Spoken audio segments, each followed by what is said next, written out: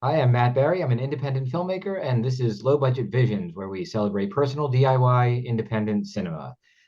Back with me tonight, Sujewa Ekanayake. We're going to be discussing a couple of different things tonight. We're going to be talking about showing films on YouTube and specifically monetizing films on YouTube. We're going to be talking a little bit about theatrical screenings, but most we're going to be talking about films of ours, Cosmic Disco Detective Renee, and my upcoming movie, The Cinema Detective, which premieres this Thursday in Baltimore. So, welcome, Sujiwa, and thanks for coming back on the show. Hello, Matt.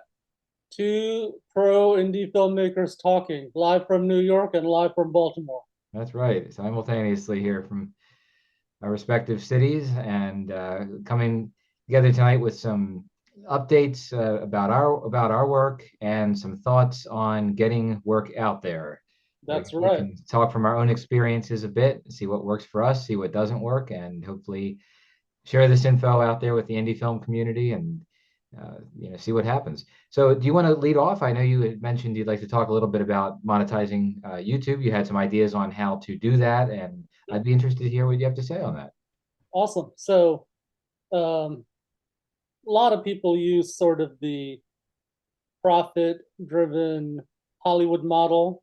You raise money for a movie, you make it, you release it, you try to make money back, right?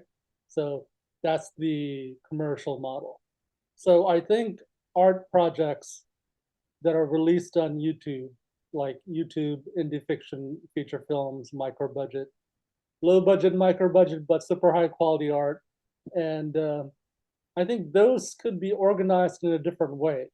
I was thinking, let's say your movies get 50,000 views, right? I mean, a month. My movies are now getting my Renee movie, which we're going to discuss later.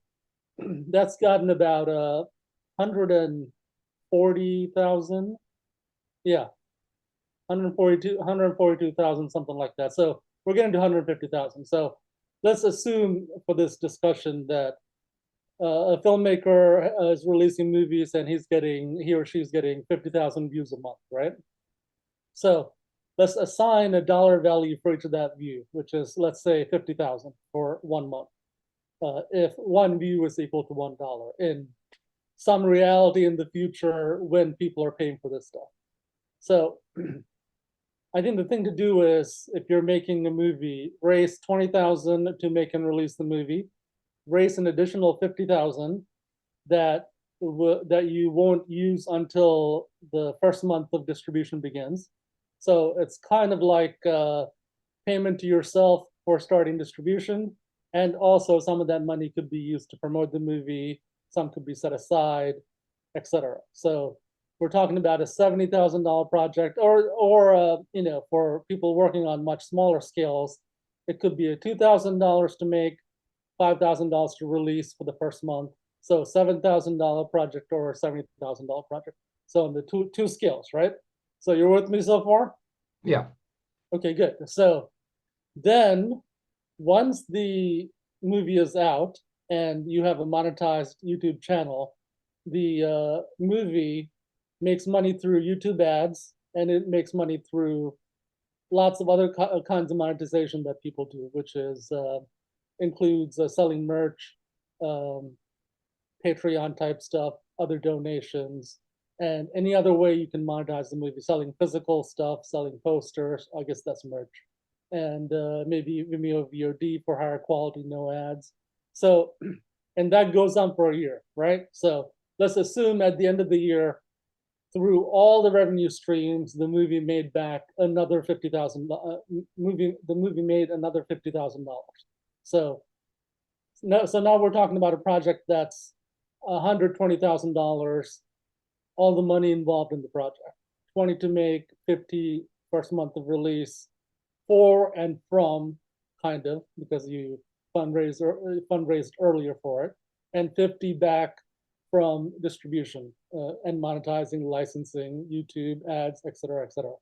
So that might be a good model for professional level indie filmmaking that primarily gets out to the world through YouTube. Make it for 20,000, keep 50,000 in reserve for distribution or, any other expenses that come up. And some of that money just could go back to the filmmaker, and then make another 50,000 over the course of the next 12 months from the movie, including, using the movie for fundraising.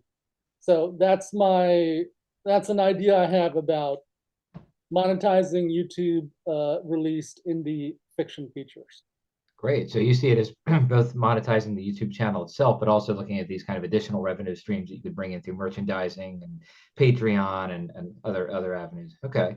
Yeah, Yeah. yeah, because yeah, so one of the problems now is as soon as the movie is done, filmmakers don't have and distributors don't have additional money. So you kind of plan ahead for that. The first month and the first few months are covered with the fundraising that was done before even shooting the movie. So you're saying to build that additional money into your fundraising budget.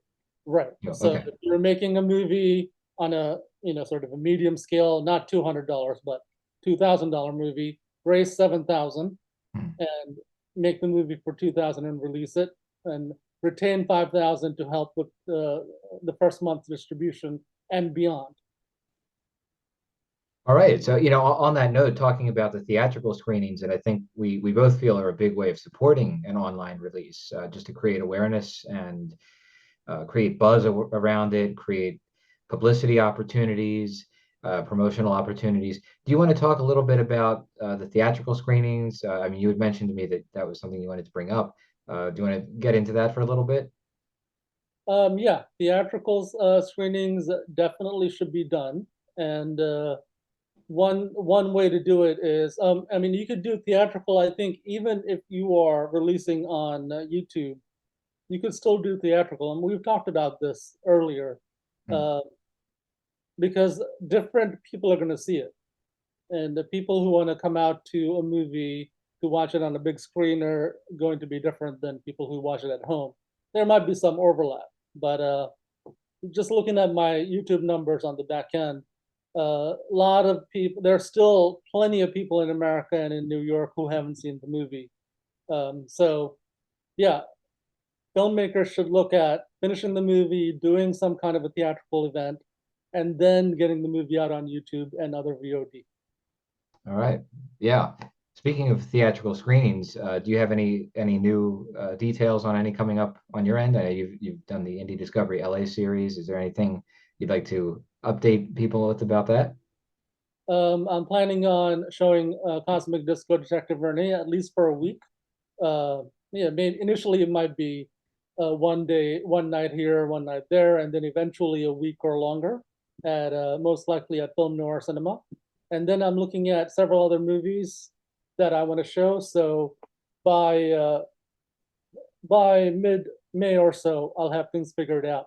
So most likely starting in late June at some point, or at some point in July, within 60 days or so, we'll have new screenings happening in New York, Renee movie, and several other movies, Indie Discovery LA. So we're going back to the movie theaters soon. Great, great. On that note, do you want to talk about Cosmic Disco Detective Renee? Might be a good time to segue over to that. I think so I watched Looks this like again. you frozen. I've seen Cosmic Disco Detective Renee probably I think now 4 or 5 times. I first saw it when you Woo! on VOD, Big fan. yeah, on Vimeo. Thoroughly enjoyed it. I Awesome. really, kind of dug the offbeat sense of humor about it, the sci-fi element, the and the kind of DIY, aesthetic, the sci-fi element. So, needless to say, I really enjoyed it. And then when you release it onto YouTube, I've watched it at least, I would say, I think probably 3 or 4 more times since Wow, it's been all the on way YouTube. through? Yeah, yeah. I really enjoy the pace of it, the conversations, and it's the kind of movie. It's for me, it's very rich. The dialogue and yeah, again, the conversations and the stories that are being told, the cases that are being discussed. When you're doing the voiceover, talking into the voice recorder kind of thing, and reviewing the audio notes and everything. So for me, there's little things that new things that I catch when I watch it each time. And Awesome. I'm Yeah. glad you have a good time watching it over and over. I mean, that's sort of the plan with these movies that are dialogue heavy and idea heavy. Make it so that people can watch it over and over. Yeah, it's getting a good response on YouTube. I think 5,000, almost 6,000 likes so far. So a bunch of people are checking it out and liking it. Yeah. How many Yeah. views are you up to on it now? At last What was count. that? How many views by last count? How many views are you up to on it now? I think somewhere around 140,000. Nice. Well, that's great. Yeah. Yeah, people are definitely seeing it. It's funny because when I first watched it on Vimeo, I mean, like I said, I got into it right away. I mean, I thoroughly Awesome. enjoyed it, and one of the things I've come to appreciate about it is just how funny it is. Like I said, there's a lot of in the dialogue, lots of good little moments of humor that, and it's done with kind of that deadpan sort of delivery. And sometimes, it can take a second to catch it, but it's like that's a funny thought or a funny line. So especially and the scenes with you and Allison, Aaliyah Lorray Mhm. playing Allison. I think you both have really good chemistry together, and just the kind of the back and forth, the dynamic between the two characters. Um, I wanted to ask you about something about her performance. I believe you mentioned in this film that she did some improv, at least Yeah. in her scenes alone. Was there any other improv done? I can't remember if we discussed this in connection with this film, but what role did improv play in Cosmic Disco Detective Renee? It had this movie had more improv than my previous movies, but it was guided by notes I wrote for the scenes, and also the character of Allison that we've been developing, Aaliyah and myself, based on stuff I wrote over the last, by the time when we shot the movie, that was in 2022. No, let me think. Yeah, I think it was 2022. Yeah. So in 2020, we shot Slow Romance. So we've been working on that character for a couple of years. So she improvised some stuff based on some questions I asked, talk about this, talk about that, etc. And I was prompting her off camera. And, she improvised some amazing stuff that I think almost all of it ended up in the movie. And then my scenes with Natalie Osborne, those conversations were based on some topics that were scripted, and they were actually also filmed.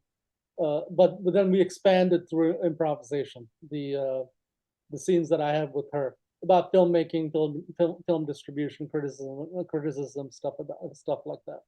Well, I thought it worked really well, and they're fun conversations, and they're interesting too. I mean, that's one of the Awesome. things about this movie that, for somebody who hasn't seen it yet, one of the really unique things about it is that all of the characters in the movie, I believe all the characters, are also independent filmmakers. Mhm, So that mhm. is a topic that comes up a lot in the discussions, and I like that you kind of will allow the main thread of this film, this idea of the time travelers, with this kind of time bridge in Brooklyn. I like that you kind of let that just pause for a few minutes and go into the conversations that go off in different directions.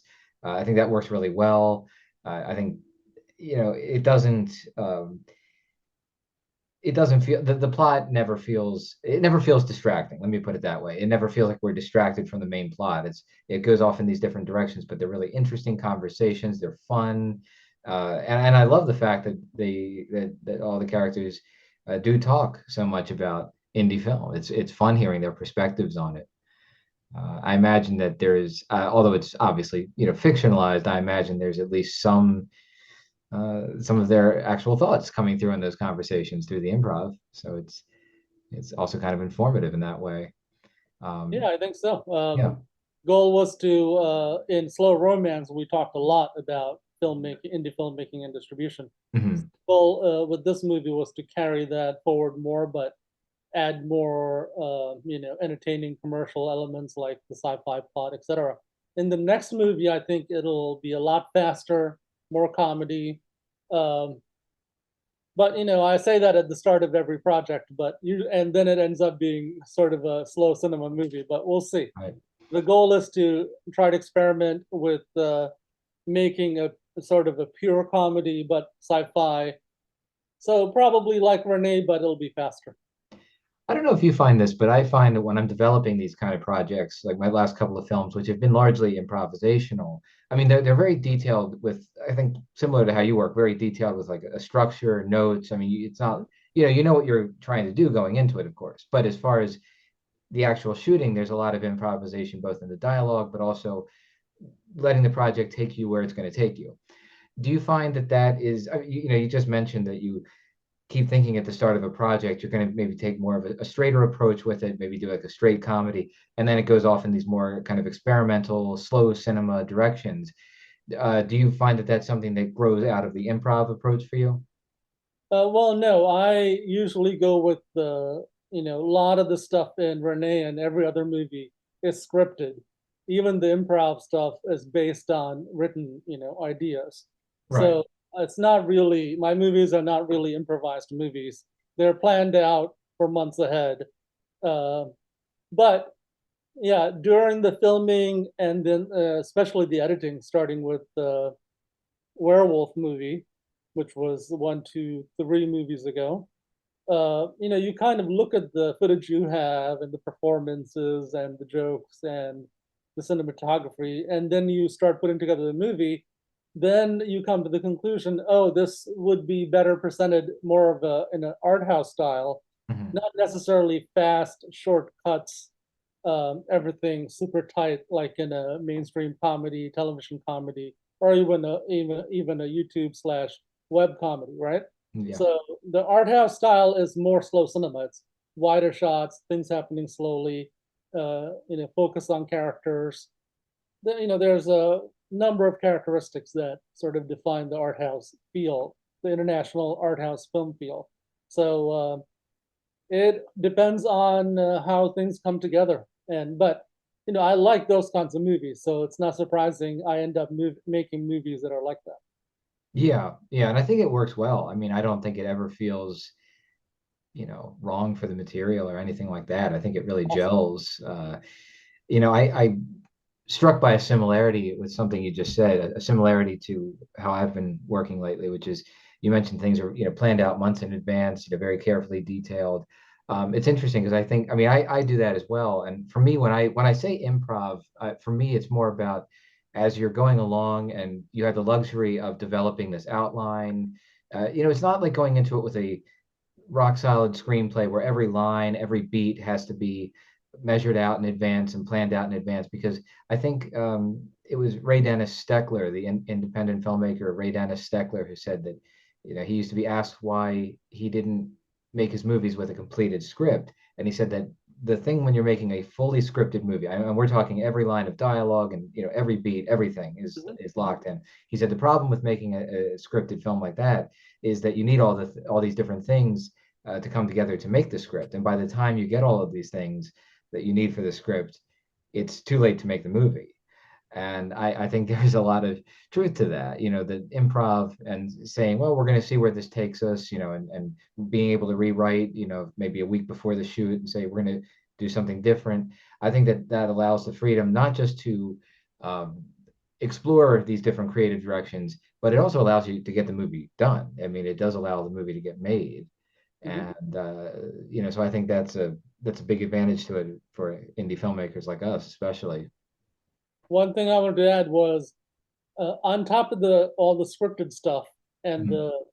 the improvised stuff based on written material, I also shoot a lot of B-roll, Oh which is yeah, I wanted to ask you about that. yeah, Let's city yes. shots and characters hanging out without dialogue, especially the chemistry in Rene movie.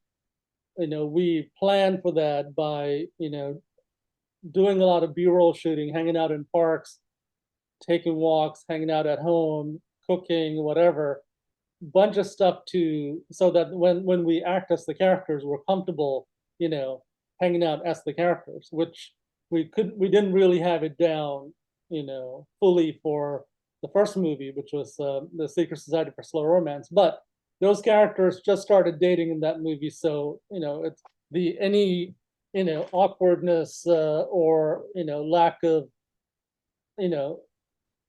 a really high level of comfort with each other, that would sort of make sense because it's at the start of a relationship. But in Renee movie, these people have been dating for a long time, so a while, like a couple of years, in this other dimension. So I wanted the characters to feel very comfortable with each other. So you know that ultimately all that B-roll stuff, and I selected a few moments to put into the actual movie. All that B-roll stuff helped establish the nature of the relationship in a very realistic way. So from the get-go, you feel, oh yeah, this is a couple and it's realistic, and they've been hanging out for a long time. So in that movie, uh, B-roll footage completely improvised, and we recorded some dialogue also, and I knew the dialogue wasn't going to be used, so I turned it way down in the edit, but yeah, we improvised some dialogue also during those B-roll shoots. But so that's another secret thing, not a secret thing, but another tool that indie filmmakers can use.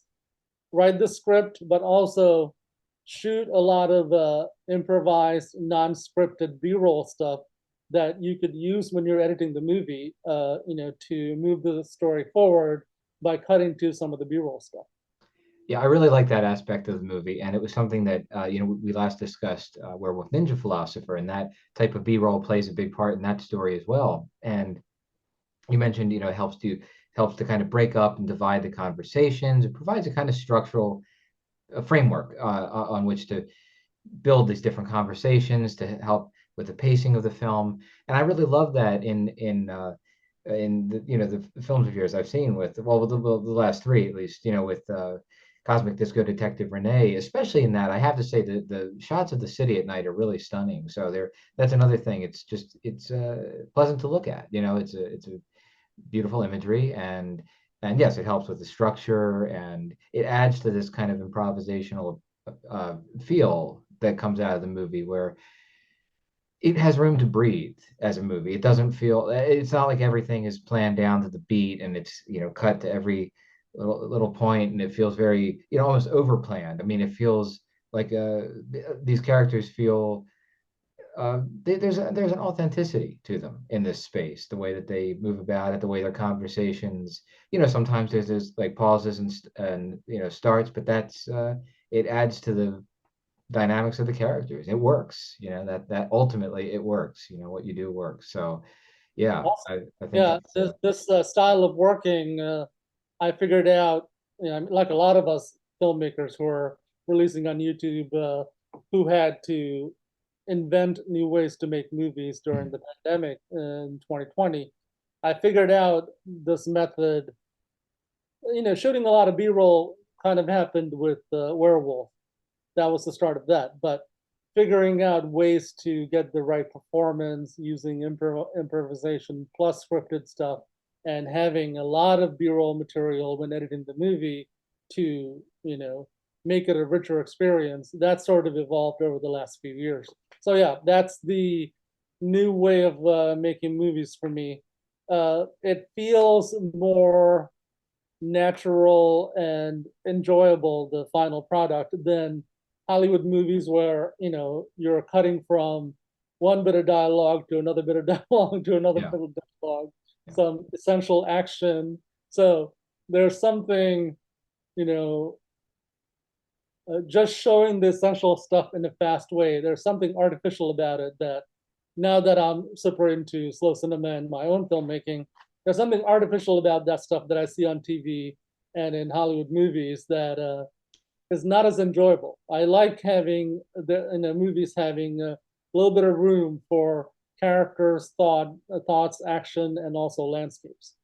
Yeah, I agree, and it's interesting. We both seem to have kind of come to this through just discovering, or at least coming to appreciate even more the slow cinema style. I think it's something that I was trained through film school in the industry style production. Always shot, reverse shot. I remember screening one of my first short films in a class for a class that I made, where it was the directive was cut tighter, tighter, tighter, and it kind of cut a lot of the I think afterward looking at it, it kind of cut a lot of the life out of the movie, because it never had that time to breathe. And slow cinema, of course, defies all those conventions, and it allows you to really go as far as you want with exploring time. And some people take that farther than others. I mean, I've done one film, Endless August, where I took it to extremes with shots of like the ocean last going on for like 5+ minutes. But I think that the bottom line is, however long whatever duration you're choosing to experiment with, it allows you to go outside of those conventions, and the results of it, the effects that it has for the viewer, are going to be a lot more varied, a lot more, I think, more exciting for me as a viewer. I like to see, where is this going to go? Because with a Hollywood film, you can usually almost down to the beat, you can kind of predict how it's going to be cut, what's going to happen next, sometimes even what a character is going to say. Um, and Too predictable. yeah. I mean, I can definitely. The thing is, I can appreciate that. I enjoy that type of filmmaking in a lot of ways. But what I like about, I'll say this, as a filmmaker, I find I don't have that much interest anymore in doing a conventional scripted project. I've done lots of those, and I did one even recently. There was a short film uh, I was shooting, and it had much more conventional ways of shooting. And I said I miss that kind of experimental, slow cinema approach that I had been taking with the feature length projects. So yeah, I think it's for me, it's like every project out of the gate, and I don't know if you feel this way, but for me at least, every project out of the gate, it's I feel like it's going to be something a little different. I'm not entirely sure where this is going to go, but it's that process of discovery that makes it fun for me now. Mhm. And a couple of things. Even you doing 5 minutes is not as extreme as Love Diaz doing 16-hour movies, right? Yeah. 16-hour plus number movies. Another thing about this method is it allows you to get started on a movie, right? Even if the Yeah. script is not done, even if you don't have all the actors and even all the gear or locations or anything, you can just grab a camera, go out, shoot some footage of the city or the suburbs, or driving footage, as Yeah. uh, as we're about to discuss in a bit. So you can get the movie started, right? In a lot of these recent movies, I've shot hours of B-roll before, finishing the script and filming the scripted stuff and finalizing the movie. So it kind of gives you a lot of confidence when you have 90 minutes of really good, interesting looking, good looking footage of the city that is going to go into the movie. And you watch that, you're like, even this stuff by itself is interesting. So Yeah, let's for sure. characters, dialogue, the story, and let's, take out some of the city shots and put together the final movie. That's a really good point, because it gives you yeah. So like you sit down to your editing program, right? And you basically, at one level, you already have a movie. Mhm. If you want to just if you want to say, what, I want it to be 90 minutes of this B-roll, you've already got a movie.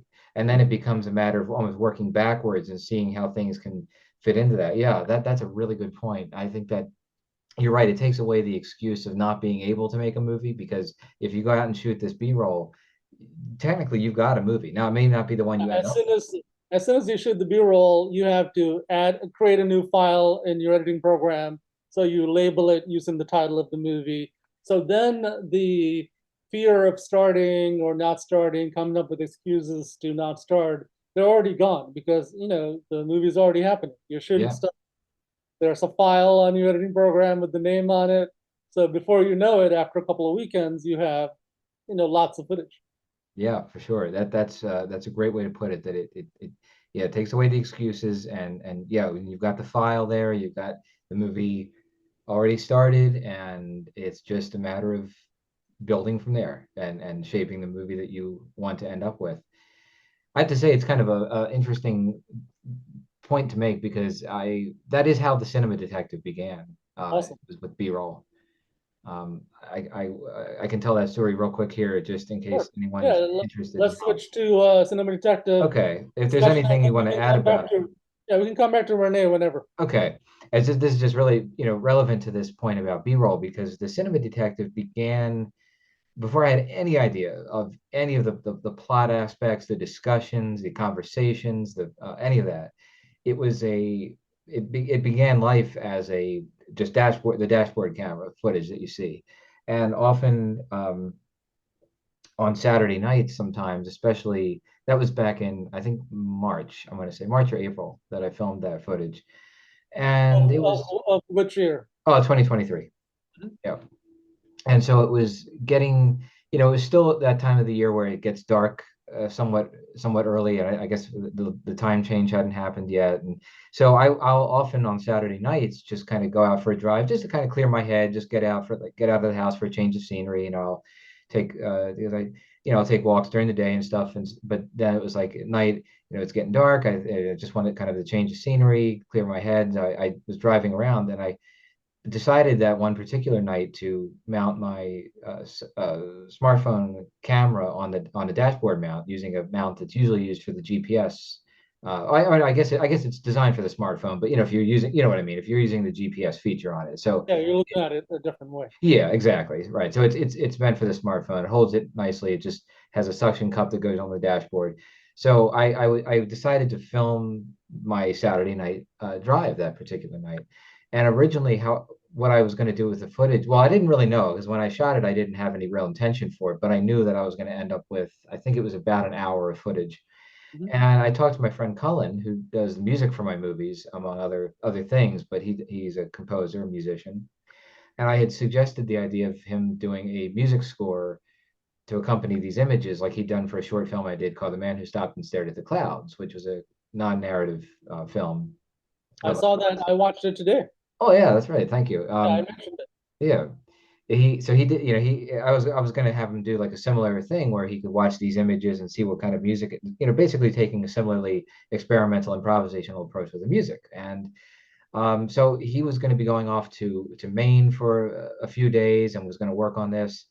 And um, it was interesting because it was one of those moments, and I'm sure you've had a similar feeling as a filmmaker, where you have this idea and but something, it's like there's a little voice and it just says, this isn't where you want to go with this. Like there's something else. You may not know what it is yet, but it's not going to be this direction. So I called Colin. I said, have you done any music yet? He said, no. I said, good. I said, just hold it, just press pause, because we're going to do something with this footage, but it's not going to be just this straight, kind of experimental dash cam thing. Mhm. I said, let's just hold tight and let me, think about this. So I don't know how many more months. It was probably a few months later, maybe later in the summer. That was when all of the other parts of it came together. I was thinking back to the film I'd done, Forbidden Frames, and I was thinking about something that takes place in that kind of dystopian, universe where it's this authoritarian regime and that's banned films and everything. But I also didn't want to do something that was going to be too dependent on viewers having seen the earlier film. Right. So, but anyway, I can talk about that a little later. But the point is that that's how let's call it the plot footage, Mhm. that's how all of that developed. Was I was kind of thinking about this dash cam footage, and I was thinking, how can we use this? And then I thought of these two, you know they're basically film historians, Mhm. analyzing the footage and looking back at it through the lens of, In the image chamber. yes, right, they're in the Right. image chamber, and looking at this footage and analyzing it in relation to the early Phantom Ride films that were filmed in a similar way, I mean, in terms of having the camera mounted in a moving vehicle. So anyway, that led Colin and I, we had these conversations, and if you've seen the movie, you know the rest. I mean, we go on for quite a while, making these different connections, and those are kinds of conversations he and I have, naturally. So it wasn't, excuse me, it wasn't a big stretch to come up with those. It was we did certainly discuss a lot of ideas beforehand, so it wasn't a case All of, right. So whenever you can, I have some questions. oh yeah, well, go ahead. Yeah, I've yeah, good. yeah. Yeah, yeah, good. All right. So the movie reminded me of Godard's essay films. Mhm. So was that one of the influences? Yeah, I mean, yes, very much. And yeah, I wanted it to work, and on two levels, which was one, carrying over the kind of vaguely sci-fi dystopian element from Forbidden Frames, but I also wanted it to play as an essay film in itself, where hopefully people watching it Even though there's these plot elements that are injected into this, that the discussions themselves would actually give people something to think about in relation to this type of footage and the early Phantom Ride films. Yeah, I think for me it was mostly a film essay with sort of a film history presented in a very visually interesting way with the characters and the image chambers. The So that was done through projecting images onto actual people. Yeah, and we filmed it remotely. So Colin was in Brooklyn and I was in Baltimore here. Awesome. Yep, I had the screen set up, and yes, we both had a very similar setup on each end with our own cameras, pointing at us, sitting in front of the screens. We used public domain silent films that were basically essayistic documentaries. Berlin Symphony of a Great City, which is projected over Cullen, and then Man with a Movie Camera is projected over me, and we just communicated through we had our smartphones. I should mention that was shot with using the DSLR on me, so the smartphone was being used as the communication device that Cullen and I were speaking through. Awesome. Yeah, you should, when you describe the movie, you should mention those the source footage, the two movies that you just mentioned, Man with the Movie Camera and Berlin City.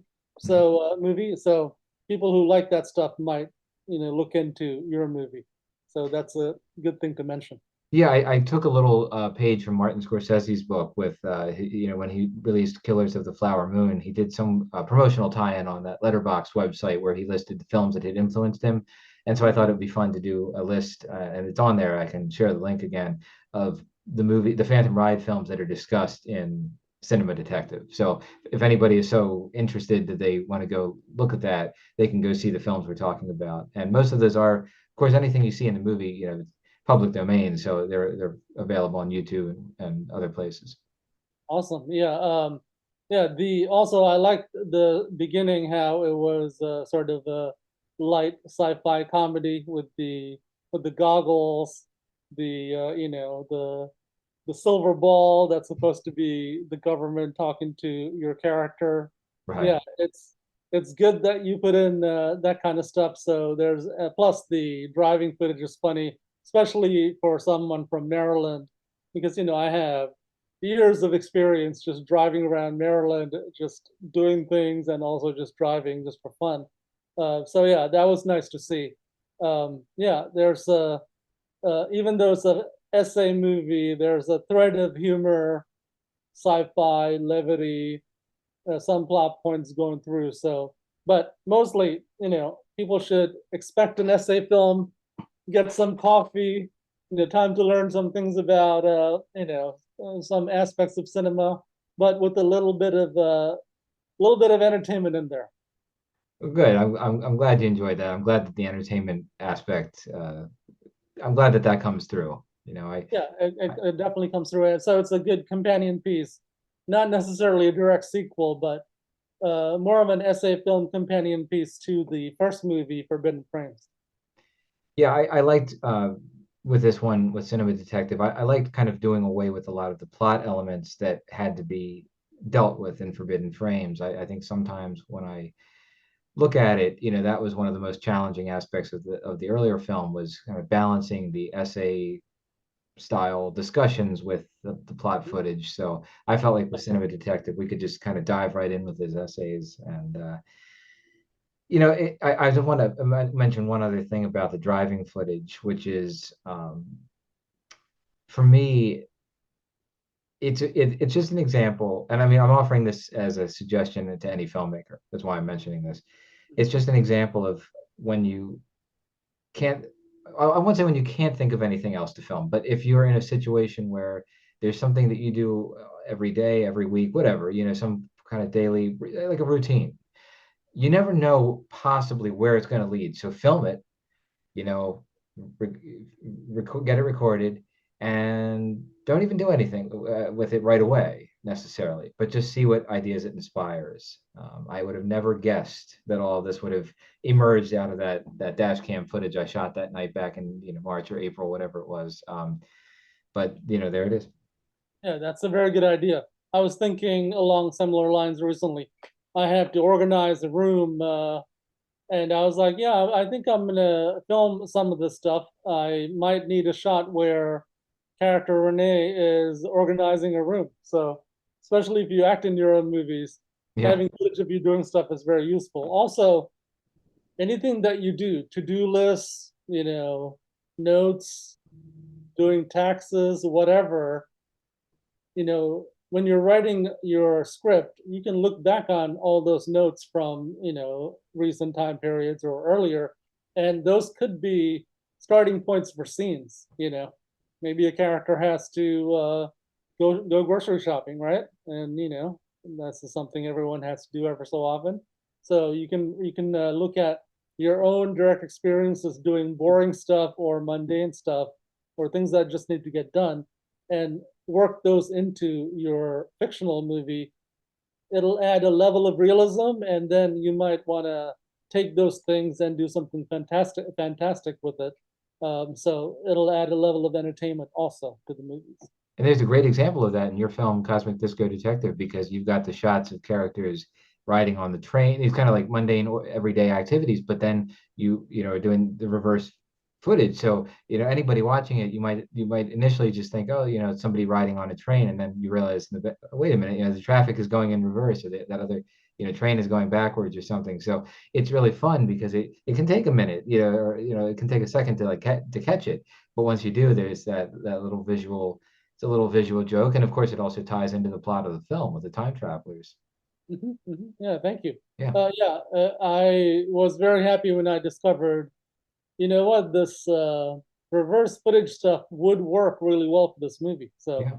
that was not even planned during the initial script stage. That was kind of something that was figured. I figured it out while I was editing some B-roll footage, just running things in reverse. And I was like, yeah, okay, this could work really well for this movie. It adds an additional sci-fi element, So anything you can add that helps your movie stand aside or stand out is really good.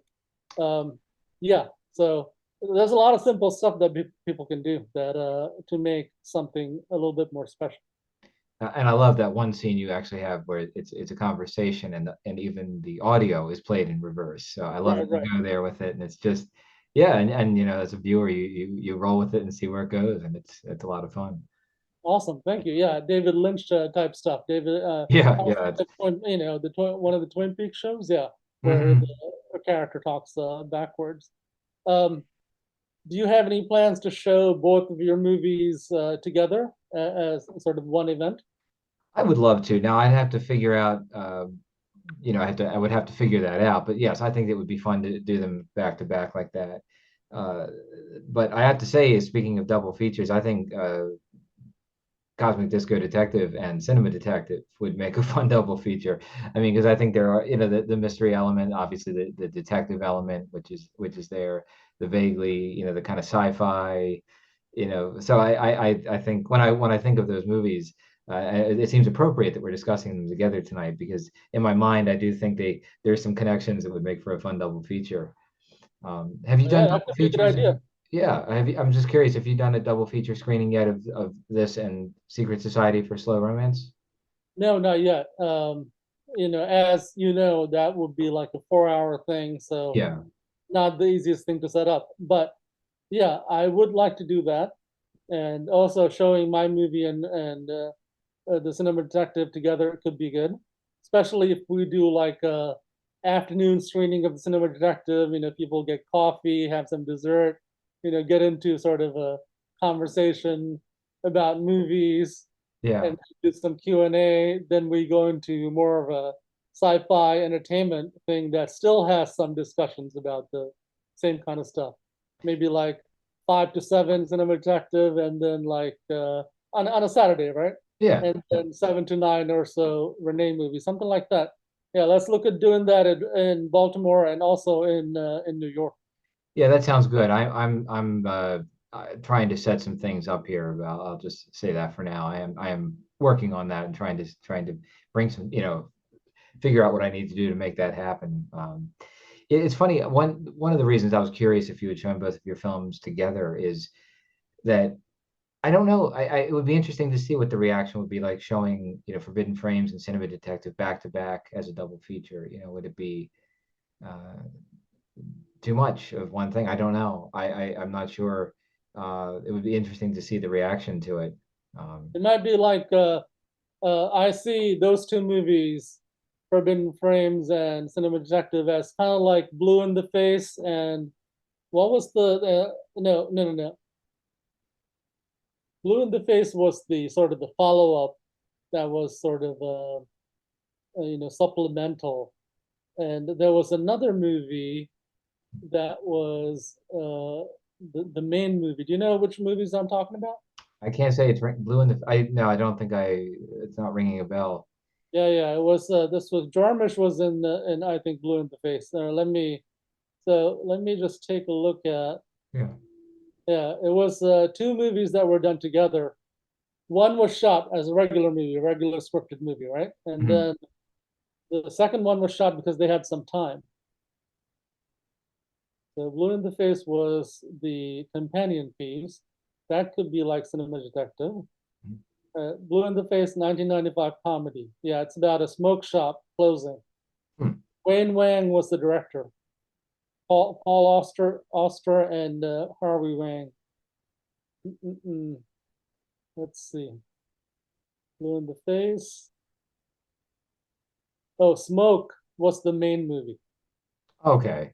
For a 5-day period as a follow-up to Wang's 1995 film Smoke. During production of Smoke, Heidel and the others ad-libbed scenes and character between takes, and a sequel was made using this improvised material. Wild, right? Yeah. Wow. Yeah. So to me, those two movies, Forbidden Frames is like Smoke, and Cinema Detective is like Blue in the Face, because Cinema Detective is mostly about talking about aspects of cinema, and you know, the first one, Forbidden Frames, is more about plot. Yeah. Yeah.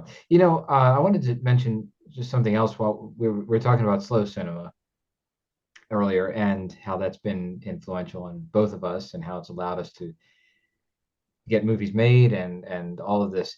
And I was thinking about the role of because this is something that plays a big part in our movies, is the role of conversations. And recently, I've been watching a number of films by Hong Sang-soo Mhm. and finding a lot of inspiration there because I think he takes a similar Great approach. filmmaker. Yeah, I mean, Kind of boring at times, but great filmmaker. I just watched Claire's Camera was the last one, which might be my favorite that I've seen yet. But I really like the approach that he takes to shooting the conversations. They seem to be largely in unbroken takes, use of the zoom lens to zoom in on characters while they're in, bring that emphasis. It's almost like editing within the context of a single take, by drawing your attention into something and then pulling back out again.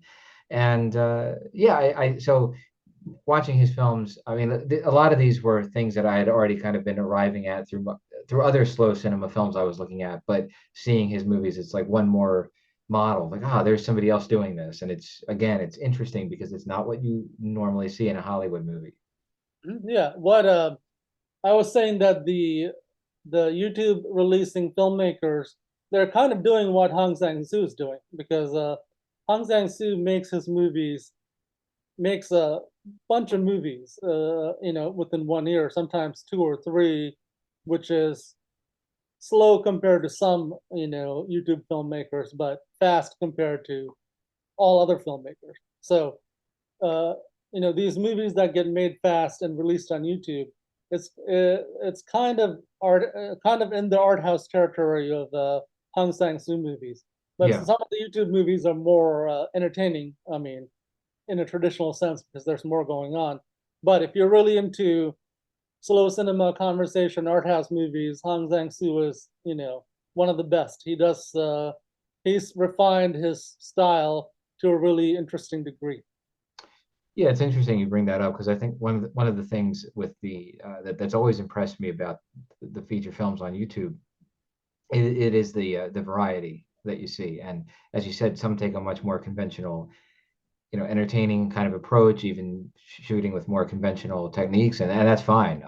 But what is, I think, consistent with a lot of these is, regardless of what kind of style it's in, whether it's more aimed at conventional entertainment or more in a kind of slow cinema art house tradition, I do think that the underlying method of making films this way, that it is something they share, like you said, with the kind of Hong Sang-soo's approach. I mean, of being prolific, of finding ways to get them made.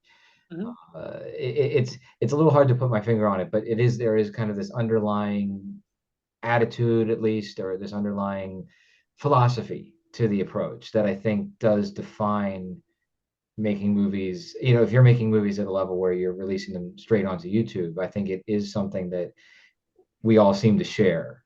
Yeah, I think the thing to do is to make movies that design them for the theater, Mhm. but release them on YouTube or whatever other release format that you can easily access.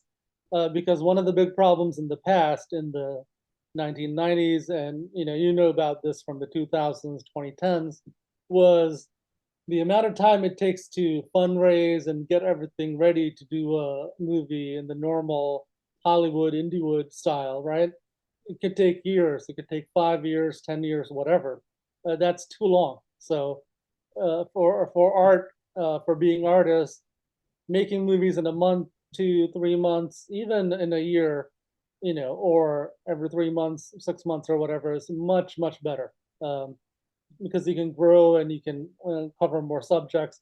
And as sort of a business or a hobby slash business or an art business, the more movies you have to release, the better it is, especially if you're on YouTube and you're trying to grow your channel and monetize. Yeah, I was thinking about this question actually with Woody Allen's new film, Coup de Chance, is out now. I think it's in some theaters. It's available online. And I was thinking about his model of making it basically a film a year, a feature film a year, and that is something. Well, for so long it's been described. It's kind of an anomaly in the American film industry, and certainly in Hollywood. The idea of making a film a year.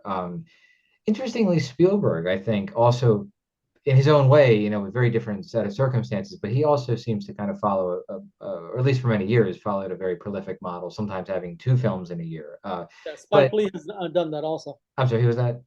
Spike Lee. Oh, Spike Lee, yeah, yeah. I think if you can keep working, finding ways to keep working, whether that's with Spielberg's kind of budgets or Woody Allen's level, where he seems to have a very consistent, like he knows the audience, he knows what he can spend on the movies, what kind of money he can raise. It's a very sustainable model, it seems. Uh, Or no budget YouTube release movies right. for It's like nothing and whatever. release it and see what you can do with it. Exactly. It's like whatever sustainable looks like to you. If you can find that and then follow it, it's possible to make, yeah, a feature film a year, even more if you want. Here's a question: if Yeah, you had a much bigger budget, like $1 million, how would you have done Cinema Detective differently? that's a really good question. Um, and it's, I really can't answer it because I think it would have been a totally different movie. I think if I was starting from the perspective of, or starting from the starting point of having that much money, I think I'm sure I wouldn't have pursued such an offbeat idea. Mhm. I'm sure I wouldn't have been willing to, push the boundaries of what I've done before. I mean, it's experimental for me. It may not be as much as for some other filmmakers, but for me, it was a very different type of thing. Mhm. I think because there was basically it's a no stakes production is how I look at it. It's me and Cullen. Um, you know, we just want to take chances with it and see where it goes. And if there had been $1 million involved, I mean, that money would have to come from somewhere. And I think there'd be an obligation to think about having to pay it back, having to make money for the investor, even if it was me. I guess putting up my own. If I somehow had $1 million to spend, I would still Well, I be mean, doing that. you could have hired, you could have done sets, There could have been actors. It might have been shot differently. But essentially, I mean, yeah, there's a lot of ways you can spend $1 million when making a movie. Yeah, it's. I mean, I've actually kind of asked. I think in one of my a video that I did a couple years ago on the Low Budget Visions YouTube channel. I believe I asked this question to myself and to anyone watching who wanted to, chime in with a response.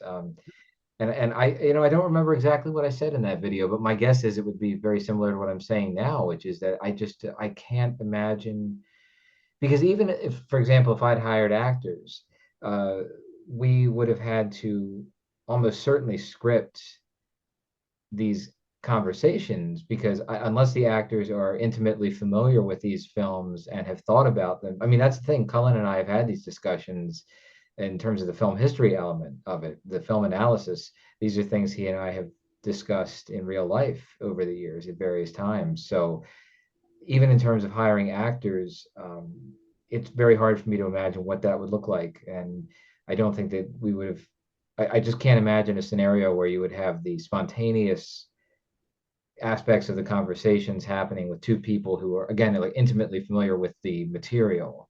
So yeah, I can't even imagine. You're right. I mean, sets, you could have much larger scale. The image chamber could be a more elaborate set, but beyond that, I still feel like it would be a fundamentally different movie. Yeah, I think so. I think for Rene, I would, if I had $1 million budget, it wouldn't be, Rene would still be made the way that it was made, Yeah, but an entirely different movie could be made, with extra resources. But good thing about the modern period, you don't really need that much money to make interesting movies. right. As we have shown. Yes, I mean, I think that Renee is a, perfectly interesting movie. I thoroughly enjoyed it. What can I say? I mean, it needs no excuses, no apologies or anything for its budget Awesome. or any other limitations that you felt in making it, where you thought, well, I wish I had had this, or I mean, to me, it's like this is a movie that stands on its own. And Awesome. for me, it just, I said it earlier, but it works, Yeah, and it's sort of the Godard and Alphaville approach, right? yeah, Use what you have, but do it in an interesting way so that you end up with a unique product. right, right. Um, so you want to talk a little bit about the upcoming screening of the Cinema Detective? Yes, thanks. I'm glad you reminded me to get these details out. Bravo. So it's going to be happening Thursday, May 2nd, at Normal's Books and Records in Baltimore, and show starts at 7 p.m. There's going to be a little pre-film entertainment. There's going to be a short film called The Couch, and that film's director, Nikki Otis Smith, is also going to be playing music from an upcoming film he's working on, called Saturn 19. So there's gonna be a little live music, and then the short film, and then the feature, the Cinema Detective. So we're looking at probably about a 2-hour program. I think I mentioned it's, for anybody in the Baltimore area who's planning to come. It's $10 cash at the door, for admission. Price. Yeah, and I'm going to have some promotional CDs there, actually, from the soundtrack of both Forbidden Frames and The Cinema Detective, which are composed by Colin Gallagher and performed by one of his many musical incarnations, known as Modern Silent Cinema. And Go Colin. it's what's it? I said go Oh, go Colin. Yeah, yeah. Colin. He's super into this stuff. He is, yeah. Colin is a big supporter. He's an indie musician and he's been a very close collaborator with me on these last couple of films. I have to give him a shout out for sure and say that it would not have been possible for me to make these films anywhere the way that I made them, without him. He's been Yeah, very, same with myself and Aaliyah. yeah, We made Slow Romance together, and then then I extended basically those characters and that world into the Renee movie. But yeah, because she's a trained actor who can pretty much do anything necessary for a movie, I can play off of that and write something that I can perform in. and we can put together something that's interesting to outsiders. So, yeah, she's a big part of making these movies possible. I wanted to ask you real quick about Aaliyah because I find that she has such a great presence in these movies. I mean, she brings so much to them. And had you worked? I can't remember. She was in Werewolf Ninja Philosopher, right? Yeah, yeah, Was she's a that the first time trained, you'd worked together? yeah, she's a trained actor and a musician and a writer. And I met her through auditions for, I believe, Werewolf. Let me think. Yeah, there was auditions for Werewolf that I met her, and she acted. She played the werewolf's ex-girlfriend who comes back into town in that movie, and then we continued with Slow Romance, and then Renee, and now 53 Spaceships, which is the next movie that we're working on. Nice. And she seems open to continuing to play this character and to Oh, collaborate on sure. this. Yeah, Good, yeah, good. she's super into it. And if one of us gets too busy to act in these movies, we can always bring in other actors and set the movie in a different dimension where the characters look different. Yeah. I wanted to say something real quick about her performance in Cosmic Disco Detective Renee, which is, I think, essential to this type of, not just to that movie, but to making films this approach that we're describing tonight, which is that she seems to be very much on the same wavelength, like as like the humor and the improv, and just it just feels like when you two are on screen together, even when you're not together on screen, even just when she's by herself, it seems like she really gets what you're going for. You seem like you're very much on the same wavelength. I think that's so essential to making films this way. Yeah, you need collaborators who understand the Yeah, key collaborators. I mean, she's a star in Slow Romance and also Renee movie. You need the key collaborators to understand what you're trying to do, and they have to have the skills to help you do it. And Aaliyah is a great collaborator in that sense. yeah. I can say the same about Colin. I mean, he really trusts what I'm doing, and even when I have really, crazy ideas, he's like, yeah, I'll go, go for it. I trust that it's gonna, you know what you're doing, and there's a reason for this. It's funny because it's something that I don't know about you. I'm curious to hear your thoughts on this, but it's something that when I'm putting together a movie like this, I get kind of now I'm fine like talking about how I do it. I'll reveal all the, the tricks of the trade, all the how I did this, how I did that, but in terms of making the film, I find that I'm actually a little protective of Mhm. the product, like this, like being quote unquote on the set. Like I'm kind of protective of who I let into that process, I think, because it is so unconventional. And I know that people, from experience, I know there are people who can come into a situation like that who aren't on the same wavelength, and they can become very discouraging, and they can also kind of try to rattle other people's confidence in the project. They'll maybe insinuate that you don't know what you're doing, and it's like, oh no, no, I know what I'm doing. It's a very deliberate Mhm. way of working. It may not be conventional, but I know what I'm doing, and I'm curious if that's ever a concern for you. I mean, even hypothetically, if that. No, I mean, in the real world, it's a concern because uh, filmmakers and critics can be very opinionated. So Mhm. one thing I tell indie filmmakers and maybe all artists is, on social media and even in real life, mute and block people who are completely against what you're doing or are saying negative things about it, whatever. They can have their opinion in their own world.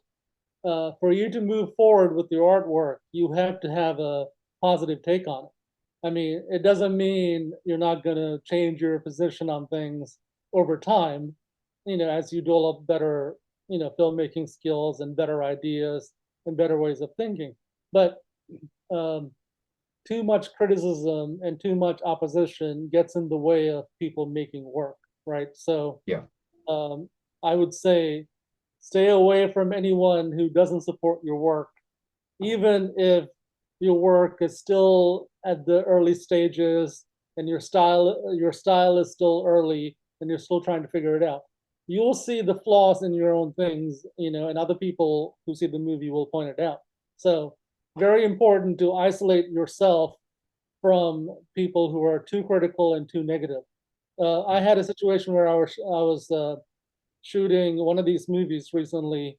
I think it was Renee, And one of my friends, who's a major film critic, an acquaintance, had some free time. He's like, "Oh, let me come down and watch you guys filming." I was like, "No, that's a bad idea. That's gonna, I'm gonna be, no matter how casual the visit is, it's gonna affect the performance and what I pay attention to. We're gonna be performing for the, this outsider audience person, not, we're not going to be performing for the script and ourselves and trying to make the movie. So yeah, minimize the number of people you use and use only the essential number. And yeah, keep it as, as guarded as possible until it's done. And then you can promote it, all around the world. But while it's happening, yeah, things change and you need, sort of that privacy to make it happen properly, to develop it properly. I'm glad you brought that up because I think it is really an important point. It's something I wish I had been more diligent about for, well, for a long time, that of tuning out that kind of negativity. Because while I'm open, I don't expect everybody to like every movie, and I understand there's going to be criticisms and things, but what I have definitely learned is that kind of relentless negativity, which is just designed to drag you down. It can really it can have yes, let's just say it can have very negative consequences on how you view your own work, what kind of chances you're willing to take. And without getting into any personal details, I found that since kind of being better about tuning that out, I have found myself taking a lot more chances. I mean, cinema detective being one of the results of that. So I think that is something that really, you make an excellent point. I think it bears repeating that when you have that kind of relentless negativity, people criticizing with the intent of dragging the whole project down and rocking the confidence of other people who are working on it, it's best just to tune it out and just, yeah, like I said, if it's on social media, just block it and be done with it. Yeah, I try not to associate with negative filmmakers or people in general because life is difficult enough and filmmaking is very difficult. So you want positive, encouraging people who are trying to do things, not talking about why it can't be done or why it was done better, in Hollywood or in the past. You want people who are positive and moving forward and looking at the future, not people who've given up, and who are negative and who are trying to, you know, consciously or unconsciously drag people down with them. Yeah, for sure.